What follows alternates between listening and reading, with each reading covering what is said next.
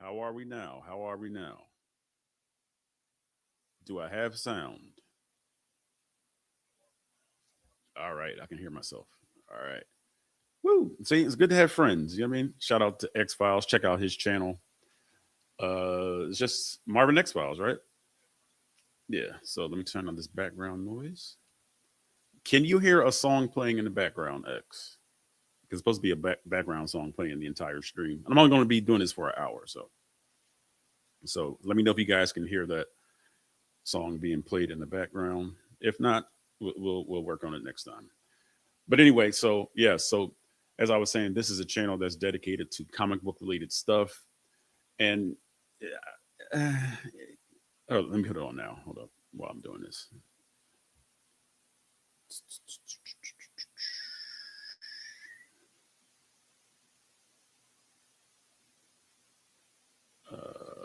Here we go. Background music.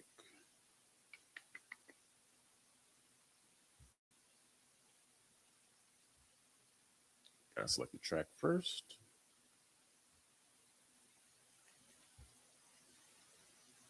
Thank y'all for working with me.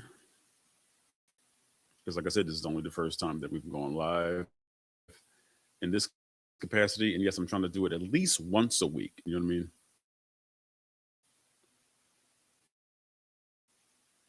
So let's find the right song.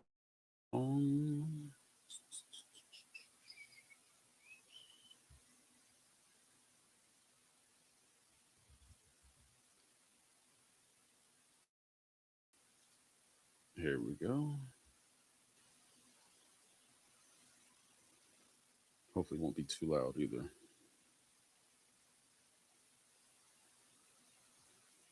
It's still uploading. But anyway, so as I was saying, this is a comic book related channel. We talk DC, we talk Marvel, we talk Image, that's Invincible and all them. We talk Dark Horse, yes. If you ever watched The Umbrella Academy on Netflix, that is from Dark Horse. All right. Now I'm not sure which comic company makes The Walking Dead. Robert Kirkman, but so whatever company that is.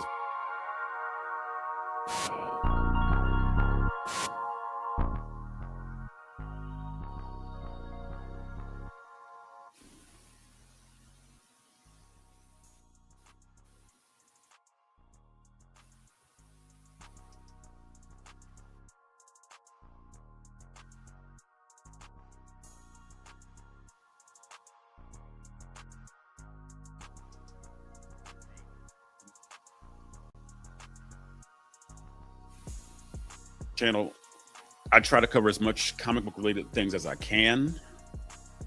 And as I said, a lot of movies, if it's popular enough, they make a comic book based on it. You know what I mean? Like Injustice, the video game. I don't remember if it was a comic book first or what, but you can say that. You know what I mean? Like, well, they had a comic book for this, they have a comic book for Transformers, but they weren't created in the comic books. They were created as cartoons. Then they branched off, into a multimedia asset like GI Joe. I'm trying to think of anything else that has its own unique comic book. Like there's a lot of Star Wars comics too. I think Marvel and DC at one point had a Star Wars comic book line. But I'm not going to call Star Wars a comic book item or a comic book intellectual property. Does that make sense what I'm saying? So we try to talk about Invincible, as I said. Every once in a while, I try to throw something at y'all that's not conventional, that's not Marvel or DC, but it's not much stuff out of there. So as I mentioned, Dark Horse has the Umbrella Academy. That was starring Elliot Page, the former Ellen Page. There's some other people in it. I saw the very first episode. It looked kind of whack. I'm gonna just be honest. There's like this monkey that was like the butler at a school. I'm like, what is this? But that's from Dark Horse. All right, it's not Marvel or DC. But we're not going to waste any more time because, as I said, I'm not going to be live that long. I just want to do it for at least an hour. And I basically want to talk DC and Marvel. So I also want to invite you in to talk to me about these topics. All right. Now, this is what I'm going to do. All right. I'm going to try and post the link to the Streamyard. All right, and hopefully it'll go to the YouTube as well. All right, so I might need some help with that one, but let's try it. Because all right, so let's see. Again, I wish I had done this stuff beforehand, but like I said, it's a work in progress. You know what I mean? So I'm gonna try and post the. Well, no, we'll talk about it first. All right, but we're gonna talk about James Gunn and his regime. All right, because that's basically what it is. This is his era of DC. We previously had Zack Snyder's era of DC. DC themselves didn't like Zack Snyder for some reason. I don't remember. But Zack Snyder had a tragedy in his family life, and then he was fired. I mean, that's kind of salty. You know what I mean? That's a hurt piece. You know what I mean? Like somebody unalives themselves, you know what I mean, in your family, then you get fired. Like Zack Snyder, that could have drove him crazy. You know what I mean? So then a lot of the fans were saying, hey, we want more of Zack Snyder's vision. We want his version of the Justice League. You know what I mean? He saw, restore the Snyder cut, something like that. Something along the lines of the Snyder cut. And so I don't want to say they bent DC's arm, behind his back, but they sort of muscled DC to make, the Justice League Snyder cut. And guess what? It wasn't a real movie. It was not a real movie. There were certain aspects of the original principal photography that I think he just had the reels for, but they really were panning it as if he had an entire cut of the Justice League movie. So it was all a farce.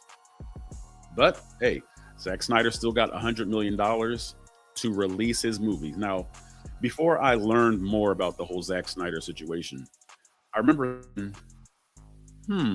why do you need $100 million to just release a movie that's already been made?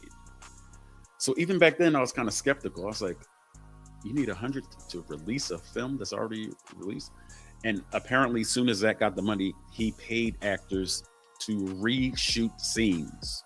You know what I mean? I think most of his budget probably went to Steppenwolf's CGI. Like Steppenwolf was way better in this version. I mean, that's true, but there was a lot of nuance to his armor. Like it was like sentient, I think, his armor or whatever.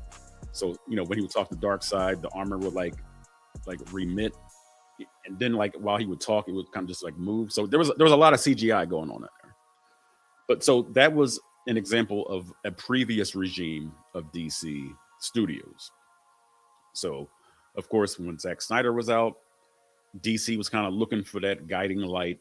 I remember I did a story where they were trying to interview somebody named Dan Lin, who I believe is he the CEO of Netflix? I think he's like a big wig with Netflix now. So they were interviewing Dan Lin. Of course, when Black Adam came out, The Rock, the most electrifying, Dwayne Johnson was talking about taking over DC because, he was talking about getting Henry Cavill to come back as Superman in Black Adam. But I think most people already knew it was going to be a cameo. You know what I mean? But The Rock was really making a bid to basically be the head of DC, like $7 Productions. Like he was saying it as if it was already a done deal. The Rock was. But DC was like, no thanks. So then they decided to go with James Gunn. Now, we know James Gunn primarily from the Guardians of the Galaxy movies. At the time, it was only 2 because the third one came 3 years ago. All right. So when he was announced, I think it was late 2022 where James Gunn was announced as the head of DC Studios or the co-head. You know what I mean? So he was the head of everything creative as far as the vision for the movies of DC. You know what I mean? And Peter Safran is the co-head, and he's basically the executive. He does all the logistics. If James Gunn says, I want this to look like this, he goes to Peter Safran, and Peter Safran pays for it as the producer. All right. So he announces his partial slate of Chapter 1 of Gods and Monsters. Now, let me repeat that because people might not understand what I'm saying. James Gunn in January of either January 30th or January 31st, he announced a partial, not a whole, but he announced a partial slate. My neighbor's making so much noise. He announced a partial slate of Chapter 1. Is that an entire slate? No. He announced a piece of the slate, which is a piece of Chapter 1. So the entire slate, the entire chapter was never announced, only a partial slate. So the first thing he announced were kind of interim projects. You know what I mean? He announced Creature Commandos, which is an animated series, and he announced a Waller series, which would feature Team Peacemaker. Okay.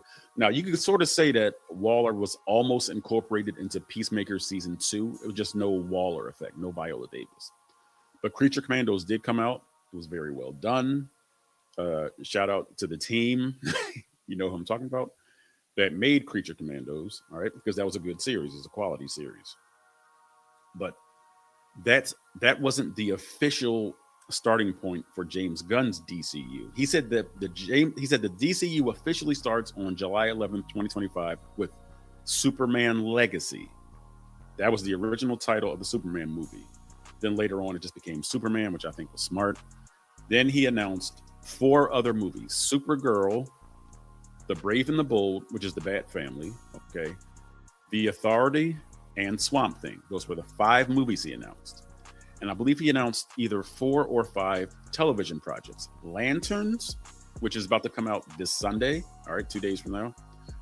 Online, they've already released the first 5 minutes of it, but I don't want to see that. I'm going to go in fresh on Sunday. He announced Lanterns. He announced Paradise Lost. He announced Booster Gold. And I feel like I might be missing one. If I'm forgetting one, if somebody could put it in the chat, please let me know. You know what I mean? Because, I don't want to give you, only partial information. So he also announced afterwards, he announced a Clayface movie, which is coming out October 23rd. We've seen we saw a teaser and we saw a trailer. So that one is definitely sticking. But that was not announced in the partial slate. That was announced afterwards. He also talked about, sorry about that, notifications going off. All right. But he also announced Sergeant Rock and Easy Company. Now, if you ever watched Justice League, John Stewart and the rest of the Justice League go back in time and they fight Vandal Savage. All right. And John Stewart has no juice in his lantern ring. So he relies on his Marine training and he meets up with Sergeant Rock and Easy Company. That's who a movie was going to be made for. Those World War II veterans that John Stewart was with. And Colin Farrell, who played Penguin, all right, was supposed to play, I think, Sergeant Rock or another major figure in Easy Company. Shout out to Major Figures. No, I'm playing. That's a Philly rap group. So that's who they were. And a Deathstroke and Bane movie was announced. Now, what the status of that is, I don't know. All right. So now, just as of this week, we learned that Waller was officially canceled, even though we heard that it was going to be canceled 3 years ago. All right. And Paradise Lost is axed. So his partial slate, he's down 2 projects. All right. And we don't know the status of The Authority. We don't know the status of Swamp Thing. Now, let's go to what we do have. Superman was released July 11th, 2025. It made over $500 million. It made $600 and some odd million, which is good. All right. So we're off to a positive start. The second movie, Supergirl, just released in, was it June or July? One of those. It flopped horribly. Okay. It did $124 or $120 million at box office combined. So domestic and global, it only did $120 million, which I believe is half of its production budget. So that is not good. Terrible. Terrible rate of return for DC. All right. And the movie's just bad. I'll just be honest. It's just a bad movie. You know what I mean? I put a spoiler review up on the channel. You can watch that for yourself. The movie's bad. Now, is it bad for the reasons everybody else says it's bad? No. Because I think Millie Alcock shines as Supergirl. She's almost like the first draft pick, but nobody else on the team is good. How are you going to have a great standout season if you got nothing but bums on your team? There are no good supporting characters in that movie. There's only Millie. So I don't feel like she's the reason that the movie does bad. People talk about, oh, she made all these comments. No, that's not why the movie's bad. It's not because of Millie. And I wouldn't mind seeing Millie again. Okay. So let's compare the early stages of the DCU to the early stages of the MCU. Now, the first movie for the MCU Iron Man, which was released on Paramount. It was not released under Disney. It was released on Paramount. The second movie was The Incredible Hulk with Edward Norton and Liv Tyler. All right. That movie did not do well either. So if we look at Superman and Iron Man, they're comparable at the box office. All right. I think Iron Man made about 500 and something million. And if you adjust for inflation, I think it's about the same amount that Superman made at 600 million 18 years later in 2026. But the Hulk basically was a disappointment. And watching that movie, I was disappointed watching it. You know what I mean? Like I like the first two acts, but the whole mess with the Spinosaurus abomination and that fight in Harlem, they said it was, where it just looked like a studio lot. It wasn't good. No, Incredible Hulk was not a good movie. No, it wasn't. So now people are calling for James Gunn's head. They are calling for his head. You know what I mean? Whether that's justified or not, I don't know. But that's what's up for debate. And remember, Warner Brothers is also up for sale. It looked like initially Netflix was going to be purchasing Warner Brothers. But then some old stuff happened. I don't know exactly what happened with the deal. But then Paramount said that Warner Brothers themselves were doing illegal tactics because Paramount shaped it as if Warner Brothers only wanted to be purchased by Netflix. I think they said something about antitrust laws or something that was unfair. Something about fairness. Whatever. I don't know all the details, right? So now Paramount is in position to purchase Warner Brothers. So with the flop of Supergirl, the question is, should James Gunn retain his employment as the co-CEO of DC Studios? Now, the question is, has he done enough to be fired? Now, some people might say, well, he's made bad decisions. He got his buddy Anna Nogueira to write the screenplay or write the movie for Supergirl, an unknown that had no kind of writing credentials or any kind of pedigree with Hollywood or anything. It was just nepotism. I mean, I don't think they're related, you know what I mean? But she's just a buddy of James Gunn, so that's how she got to write the script for Supergirl. And the script sucks. It really does. And Craig Gillespie was given the assignment to direct the movie. James Gunn did not direct this movie. So I ask you, the viewers, please comment. I'm looking at the comments on YouTube right now, so I'll see whatever you got to say. Should James Gunn be fired? Now I'm going to try and post that link to the Streamyard. I will invite you in if you want to come in. All right. Or if you want to put your opinion in the YouTube chat, you may do so. But that's really what it's about. Should James Gunn be fired? All right. Now I'm going to try and invite guest. All right. Here's the link. Now I shall go to YouTube.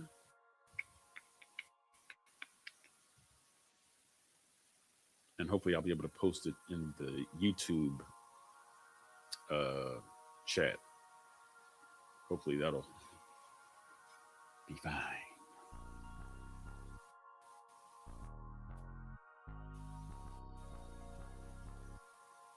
And yes, that song is on repeat. So if you wonder why you keep hearing it, because it's on repeat. All right, so someone has commented,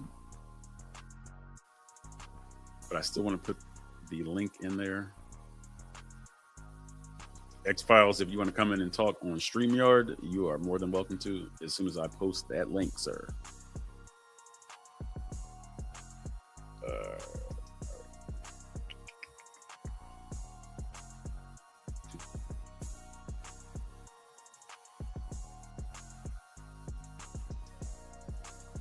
And remember, I'm being fair. I'm trying to be objective with the whole James Gunn situation. Computer's acting kind of slow, so I apologize if there's any kind of a lag. But Marvin X-Files says James Gunn needs to be fired immediately. immediately. Now, I hope that link works. So X, if you are able to, or if you want to, that is, feel free to click that link. Or anybody watching, click the link. I will bring you into the studio. All right, into the Streamyard studio. Okay, X-File says that he's driving, but he said that James Gunn needs to be fired immediately. That's funny. All right. That is the question. Anybody watching? You may click the link in the YouTube stream. All right. And come and talk to me about James Gunn, whether he should retain his job or not. All right. I mean, because if you ask the average person, they'll be like, no, I don't want somebody to lose their job, even if they stink at something. You know what I mean? Because once you become an adult, you realize that people need employment. They need money to support themselves. And you wouldn't want to be fired. You know what I mean? So, but X-Files is saying, fire him immediately. All right. So X, if you can elaborate, all right, on why he should be fired immediately, I would definitely appreciate it. But of course, be safe while you're driving out there in the sunshine. No, not the Sunshine State, the Golden State of California. So again, if you want to come and talk to me on StreamYard, you can click the link in the YouTube chat. Now, I will say this. James Gunn is getting a lot of bad press. Whether it's earned, whether he deserves bad press, I think that's an objective take. I mean, you could say, yeah, he deserves to be fired, or you could say, no, he's getting all the press he deserves. If it's bad press, that's on him. And some people are saying there's no such thing as bad publicity. So maybe him getting all this bad press is good press for him, because that means that you're engaged. He has you engaged if you're complaining about him. I mean, that's how social media works. You know what I mean? I will say this. I am not a fan of James Gunn always commenting on Twitter and responding to people. That's just me personally. I feel like to be the head of studio to respond to almost everything he's tagged in, I think that's silly, to be honest with you. I mean, you can't give everybody everything. And I know that we're in the digital age, we're in the internet age, where people are just a touch of a button away or a keystroke away. But you have to conduct yourself differently as the head of a studio as opposed to being a filmmaker. Now, a filmmaker can just like rap to you all day long. Like, you can DM a filmmaker, you can go on a filmmaker's live, he can go on your live. But if you're the head of a studio, you have a lot of responsibilities. Everything is on your shoulders coming out of that studio. You know what I mean? Now, remember, when he announced the partial slate, James Gunn. Okay. All right. So X-Files is commenting he's driving, so he can't call in or join the StreamYard link. He's saying James Gunn's phase 1 is a bust. He's saying it's a bust already. So now I will argue that Superman was not a bust, but Superman did not perform to the expectations that it could have performed in. Do you understand what I'm saying? Superman, and I hate when people say this, but I'm going to say it right now. Superman could have been a lot better as a movie. Superman could have been portrayed as Superman should in a much better light. I believe that. All right, so X-Files is saying, man, X-Files is saying a lot. He said James Gunn is very, very unprofessional. X-Files is saying this. He said James Gunn is a one-trick pony. I'm tired of his artistic style. X-Files is not holding back, ladies and gentlemen. And remember, I'm gonna shout X-Files out again. Check out Marvin X-Files on YouTube. That exact phrase, Marvin X-Files. Check out his takes. He has his opinions on X-Men 97. His opinions on Lanterns. I almost said Green Lanterns. Check out X-Files' stuff. All right, support the homie X-Files. But he's saying James Gunn is a one-trick pony. I'm gonna be honest with you. I can't disagree with that premise. I was thinking about this at work because I was thinking about what I was going to talk about on the live. Again, I'm only going to be on for about an hour, okay? But I was thinking James Gunn needs to differentiate the MCU from the DCU, which he has not done in the one movie that he's primarily responsible for, which is Superman. Superman has an MCU tone to it.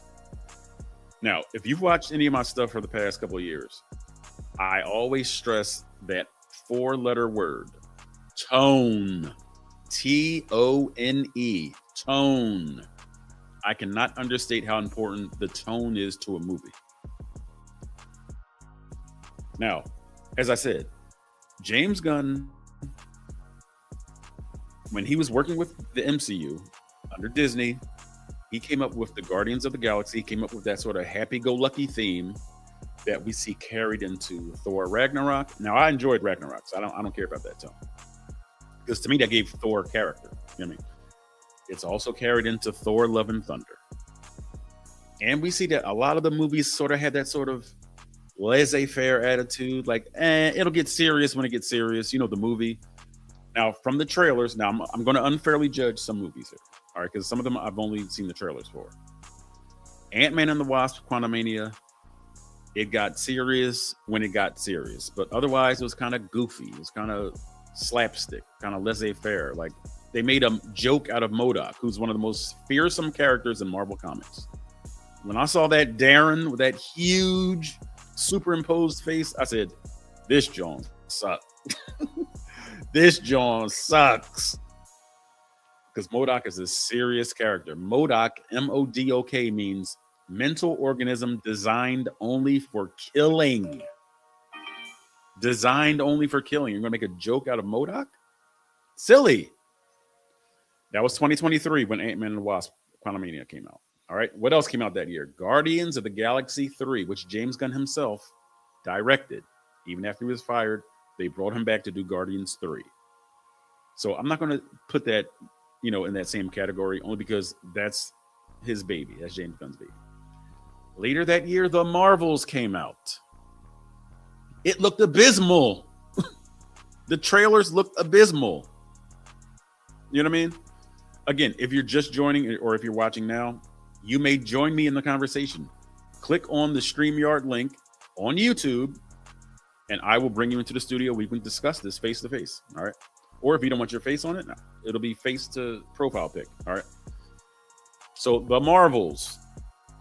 What do we see in the Marvels? We see a lot of loopy, dumb stuff going on. And what do we hear? We hear the Beastie Boys playing. What do the Beastie Boys have to do with these characters? Monica Rambeau, Captain Marvel, Miss Marvel, Kamala Khan. What do the Beastie Boys have to do with this? James Gunn's formula. That's the only thing it has to do with it. Now, did James Gunn start the pop song phenomenon with comic book movies? No. Batman 89 did that. Prince was the second or third biggest pop star in the universe, and he did the soundtrack for Batman, and they played Prince songs when the Joker enters the museum after he gasses everybody. So no, James Gunn did not start that, but he kind of made it his own thing. So me watching the trailers from the Marvels, I'm like, this feel whack. This looks whack. And guess what? To show my appreciation for the whackness of the way the Marvels look, I didn't watch it. I didn't pay no money to watch that thing. You know what I mean? Again, if you're just joining me, I am live. This is The Great Expanse by John Bat 426. If you want to join in on the conversation about James Gunn, whether or not he should retain his job, click the link in the YouTube chat. For StreamYard, I will bring you in. We will talk. We will spill about DC, about James Gunn, specifically for this moment, because we're about to move on in case nobody comes in or comments any further. But the Marvels look whack. I saw that Rhonda the Accuser instead of Ronan the Accuser. She had like his hammer. She looked like a disgruntled ex-prom queen, like with a retainer. I'm like, you're a supervillain with a retainer. What? Why? And I'm like, it's in space, is wacky, it's zany. I was told that some people, like, they go to one planet where the people only sing. I'm like, this is garbage. Garbage. But this is the continuation of the James Gunn theme. I'm not saying he's responsible for the Marvels. I'm saying that theme carried into movies that he wasn't even a part of. And guess what? The Marvels got serious in the end credit scene, where we finally see Monica Rambeau She went to the Fox X-Men universe. And we see Beast, we see CGI Beast, we see Binary, who was in the multiverse of madness, the Doctor Strange. She put up a better fight against Wanda than Professor X, Mr. Fantastic, and Black Bolt. Trash. So this is what I mean by the James Gunn formula. As X-Files said, he's a one-trick pony. Is this all he can do? Now, Superman was not a bad movie to me. Could have been better. Superman could have been at full strength instead of 83% and getting beat up before the movie begins. But in that movie, and I really like the sequence in the movie too, the Mr. Terrific beach scene. I make sure I said that carefully so it doesn't sound like I'm cussing. But his scene on the beach, okay, is straight out of the James Gunn playbook. Pop song or folk song, whatever it was, playing while there's action, stylized action. It looked great with the T-spheres. Like I said, I love the sequence. But this is what James Gunn does. And my whole argument was, you're in a new phase. You're not at the MCU anymore. So why are you bringing your tricks from the MCU into the crosstown competition? DC. You're not with the MCU anymore. You're not with Disney. You're at Warner Brothers. I'm like, can you change your formula? Can you do it? So again, if you're just joining, if you're watching, maybe you just like what I'm talking about. I don't know. Thumb up the video, do something. Yeah, I mean, let me know you're here. But there is a link to StreamYard. I will bring you in if you want to have a chat face-to-face or just me face to profile pic. You ain't got to be on it. You know what I mean? But I would love to hear a back and forth. I would love to hear why James Gunn should retain his job, because I haven't given my take on that yet. I'm just responding to X-Files saying that James Gunn is a one-trick pony and he's tired of his artistic style. But we saw a lot of that in Superman. Like I said, the Mr. Terrific scene. It's wacky. The movie is a Superman movie is wacky. They're in a pocket dimension. Listen to all this. Listen to all this. He's taken to a pocket universe. There is something called an anti-proton river, which is basically a rainbow river going down this pocket universe into a black hole.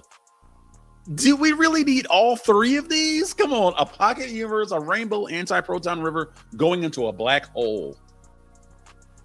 Maybe that's scientifically accurate, but to me, the viewer, I'm like, this is a lot of junk going on. Then we got social media monkeys. I'm like, oh my God. Why? Now, what was one of the more egregious things that he did to me? I mean, not did to me, but did in my opinion. He put his own personal experiences into the movie. Let me explain how he did that. The dog, Crypto, is Kryptonian. It's a dog with Superman-like powers. The dog, Crypto.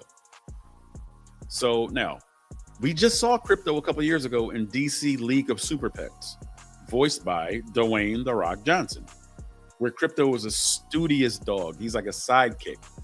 He's always ready to go into action. He's well-trained. He's well-tempered. What did James Gunn do? He took his own personal shtick because he has a rescue dog. I forgot what the name of the dog is. He had a picture of it and everything.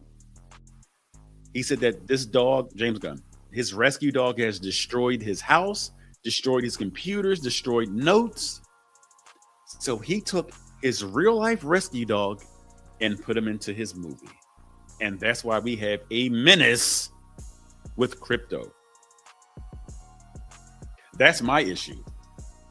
Why are you bringing your personal shtick into the movie? Keep your stuff out of it. I don't care about that. And now, my goodness, we also see Crypto in Supergirl. So this dog just got the first two movies of the DC that's based on James Gunn's personal rescue dog. Again, we see more nepotism because at the end of Superman, who shows up? Maxwell Lord, another billionaire in the DC universe, played by Sean Gunn. More nepotism. This is what James Gunn brings. Do you understand what I'm saying? So yes, there are a lot of things that he's done that are egregious to me, that just are not artistic. It's not artistic to me. Now, I'll give my take because, again, we're about to move on from James Gunn since nobody has clicked on the Streamyard link. Nobody wants to come in and chat, which is cool. I mean, I'll do all the talking. It's fine. So, do I think James Gunn should be fired as the head of the studio? No. No. I don't think he should be fired yet. All right. Now, he's getting a lot of bad press right now. Again, as I said earlier, as I've alluded to, we're only 2 movies in. You know what I mean? It's like we had a good movie with, an okay movie with Superman. We got a flop with Supergirl.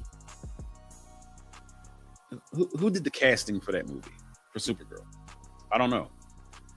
We got a whole bunch of nobodies as far as actors are concerned, other than Jason Momoa, who has a cameo as Lobo.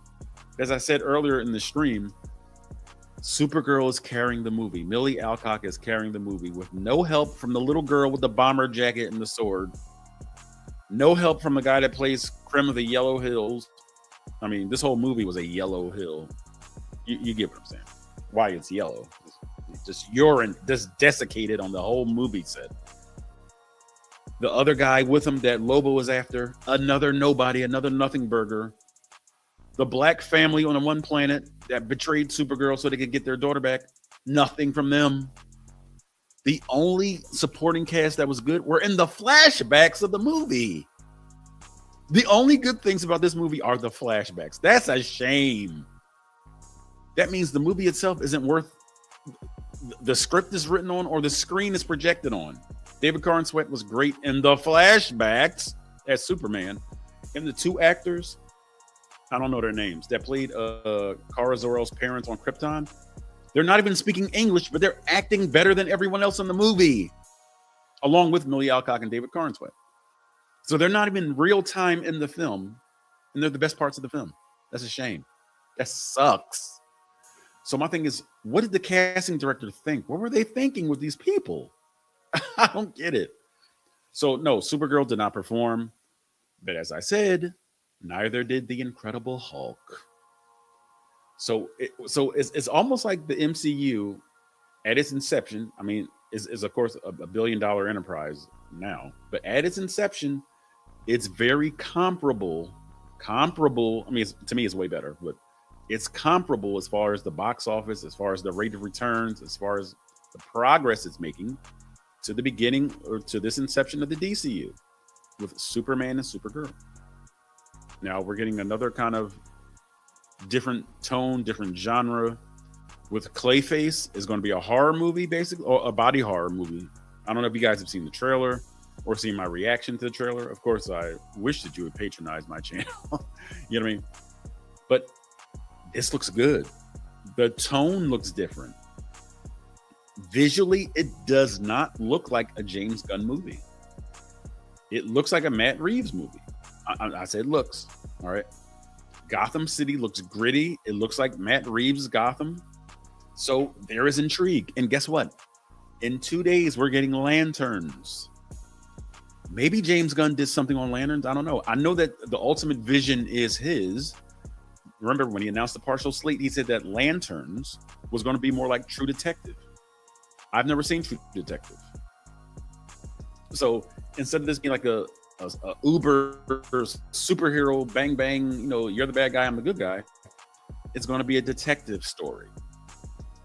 And I like the trailers. I've liked everything that I've seen with Lanterns, except the suit. And initially, I'm going to tell myself, all right, initially, I did not like the way the actor who plays Sinestro looks. Initially. But the more I watch the trailer, the more I watch his back and forth, I'm digging the Sinestro character now. Because I just like the fact that, I don't want to say it's like Clarice Starling and Hannibal Lecter, but I just like their back and forth. Even in that short little 5-minute window of the trailer, where Kyle Chandler, who plays Hal Jordan, just goes, Sinestro. And they just show Sinestro. He looks a little red. He has a little bit of a pointed ear. He looks more like Moloch from Watchmen than Sinestro.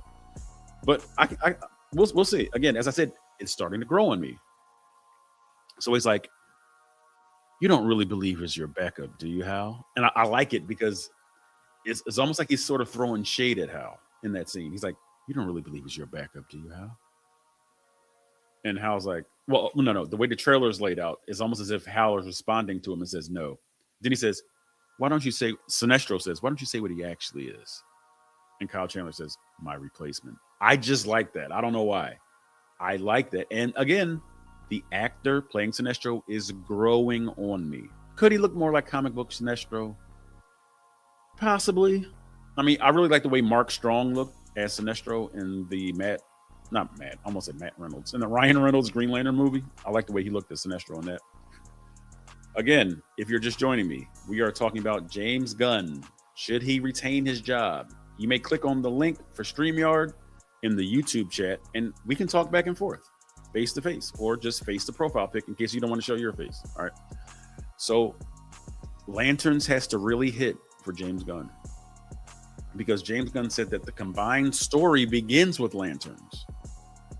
So the mystery that we see sort of playing out a little bit in the two Lanterns trailers, we see somebody transform into what looks like a white Martian. It looked like a white Martian. We hear the term Manhunters used. Now, if you know anything about Green Lantern lore, before the Green Lantern Corps was established on Oa by the Guardians of the Universe, there was a race of robots called Manhunters that did all the policing before the Green Lanterns were established. Now, when the Green Lantern Corps was established, I think the Manhunters were kind of like, were they kind of put out the pasture or just like released, or I don't know. I don't know what happened to them. So maybe we're getting some trailer trickery by Aaron Pierre saying to Kyle Chandler, "What do you know about Manhunters?" Then Kyle Chandler's like, Hal Jordan's like, "Where'd you hear that word?" And then we hear dialogue about Martians. Is that trailer trickery? Will we get the robotic Manhunters? And will there be Martians? Because the one guy says they're the most dangerous race in the universe. They can transform into anybody. And then it looked like Jon Stewart and Hal Jordan were on Mars, and they see like a partial skeleton of a Martian. Maybe, I don't know. That's why I don't want to watch the first 5 minutes, because I don't want to be spoiling anything. But it looks like James Gunn's overall story will begin with Lanterns, and it has to hit. It has to at this point. Now, nobody wants to come in and chat or chime about James Gunn, so we're going to move on. We have about 16 minutes left. Let's talk Spider-Man Brand New Day. Yes, we are switching from the DC topic of James Gunn and his DCU to Spider-Man Brand New Day, which has done over $1.4 billion in about 2 weeks. 2 weeks, 2 or 3 weeks, it's done over $1.4 billion. That's amazing. I think it might be the fastest growing Tom Holland Spider-Man movie, probably the fastest grossing Spider-Man movie, period. You know what I mean? So it also begs the question, has Tom Holland surpassed Tobey Maguire and or Andrew Garfield? That's the next question I'm going to leave up to you guys. Has Tom Holland, with his $1.4 billion Spider-Man Brand New Day, has he become the best live-action Spider-Man that we've had? Is Tom your guy? Tom Holland. And of course, we know the premise of Spider-Man Brand New Day is a little bit of spoilers, so maybe I won't go into it too much for anybody that hasn't seen the movie yet and still wants to watch it. You know what I mean? But something egregious has happened, in my opinion. Something egregious has happened that I didn't want to happen, but we got breadcrumbs for an up-and-coming intellectual property that's going to be introduced into the MCU in a Sony movie. Remember, all of the Spider-Man movies are collaborations with Disney and Sony. Why we're getting this franchise being introduced in a Sony movie is beyond me. I don't get it. You don't need this property, this franchise, to boost Spider-Man. You don't need it. Spider-Man has enough of a pedigree of his own. He has villains that are intriguing. Now, we've pretty much seen all of Spider-Man's villains in live action, all his major ones. We've seen Electro, we've seen Venom twice, Topher Grace and Tom Hardy. We've seen Dr. Octopus, Alfred Molina. We've seen the Green Goblins. We've seen Willem Dafoe. We've seen Harry Osborn take up the mantle of his father. We also saw, played by James Franco. And in The Amazing Spider-Man 2, we saw another Harry Osborn version of the Green Goblin. I don't remember the actor's name who played Harry Osborn in Amazing Spider-Man 2. We've seen Sandman, played by Thomas Hayden Church. We've seen Mysterio, played by Jake Gyllenhaal. We've seen Vulture, masterfully played by Michael Keaton. Now, in this movie, two major Spider-Man villains to me were sort of nothing burgers in this movie. Michael Mando, who was in Better Call Saul, I believe, or Breaking Bad, one of those. He's the Scorpion with no helmet. That's an issue for me. All right, that's a nitpick. All right, he has no helmet. He's just showing his face. He's in the opening montage along with Tarantula and Boomerang. He's a nothing burger. He doesn't really do anything in this movie. Sucks. And the way that he was built up from Homecoming's post-credit scene to now, nothing. Got nothing. Also, another favorite Spider-Man villain of mine, Tombstone, played by Marvin Jones III, also known as I think his rap name is Crondon or something like that. Something along those lines. He was in the movie for about 5 seconds. That annoyed me. And they did the most iconic maybe it's not iconic, but Tombstone is mostly known for his fight with Spider-Man down in Atlanta, Georgia, at a construction site, and he's standing on a scaffold holding Spider-Man up by his head or his neck.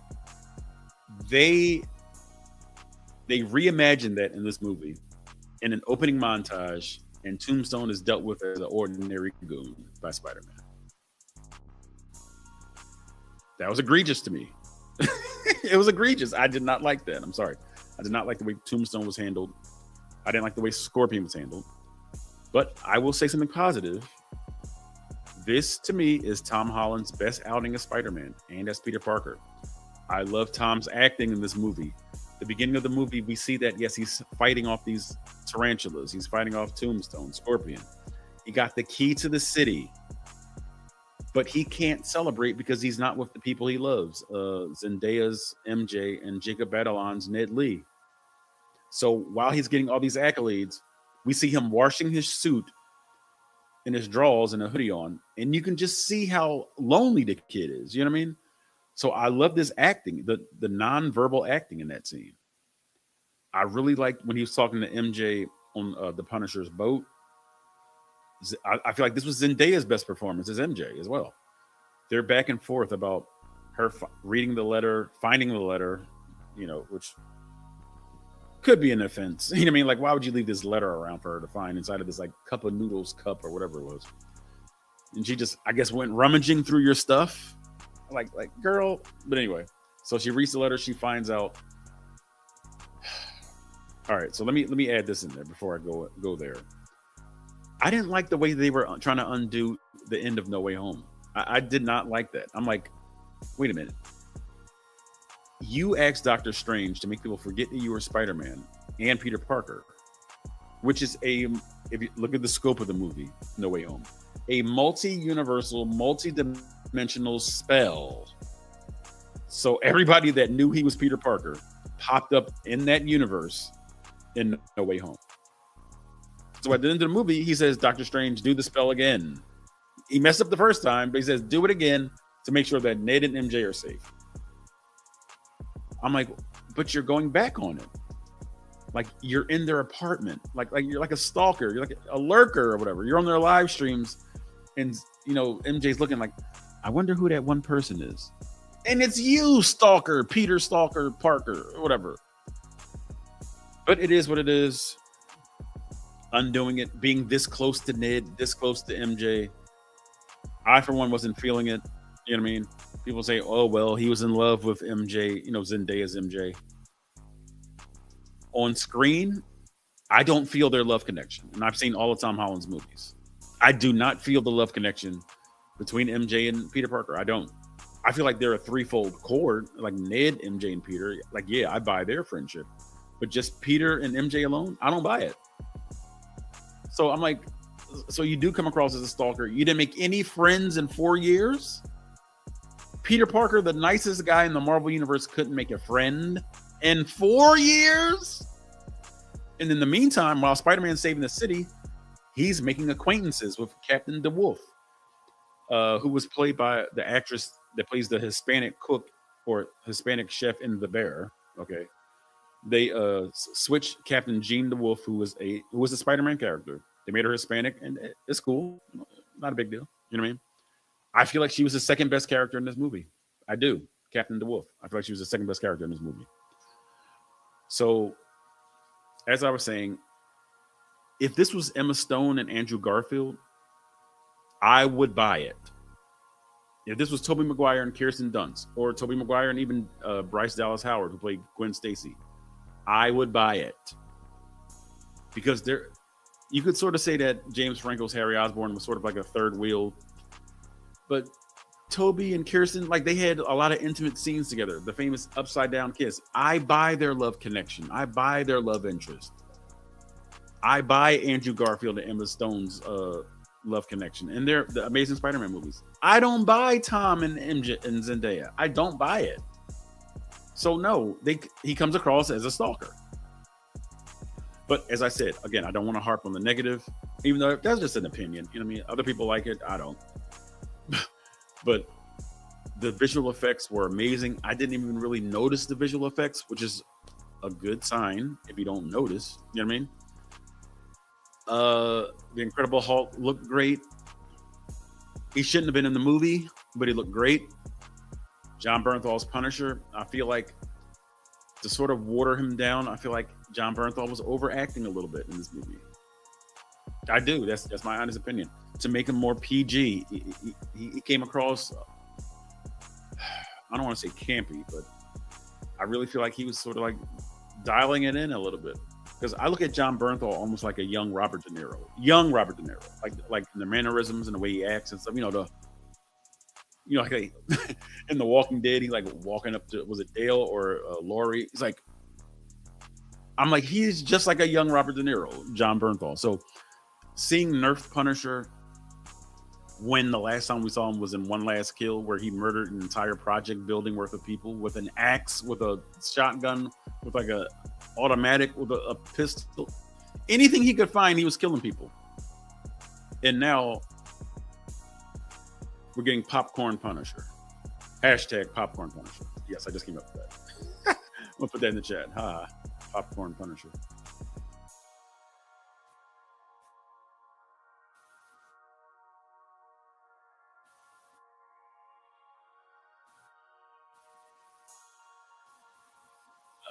It probably won't catch on, but I'm still do it anyway.